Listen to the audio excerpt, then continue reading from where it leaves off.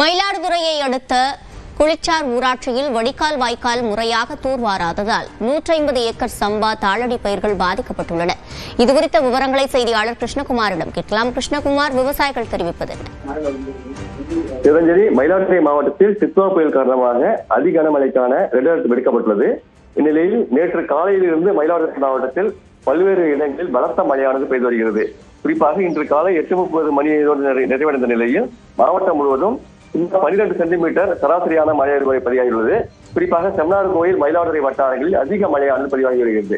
இந்த நிலையில் மயிலாடுதுறை அடுத்த குளிச்சார் ஊராட்சியில் சுமார் 500 ஏக்கரில் சம்பா பயிர்கள் சாகுபடி செய்யப்பட்ட நிலையில் அங்கு தாழ்வான பகுதியில் பயிரிடப்பட்டிருந்த சுமார் 150 ஏக்கரில் பயிரிடப்பட்ட நெற்பயிர்கள் முற்றிலுமாக மழை நீரில் மூழ்கி நிற்கிறது. சுமார் 30 நாட்களான இந்த பயிர்கள் கடந்த ஒரு வாரமாக பெய்யும் மழையில் தேங்கி நிற்பதன் காரணமாக இப்ப 2 நாட்களுக்கு முன்பு மழை சற்று ஓய்ந்திருந்த நிலையில் விவசாயிகள் மழை நீரை வடிக வைத்திருந்தார்கள். தற்போது நேற்று அதிகாலை முதல் தொடர்ந்து பெய்து வரும் மழையின் காரணமாக இந்த பயிர்கள் முழுவதுமாக மூழ்கி ஒரு அபாய நிலையில் உள்ளது.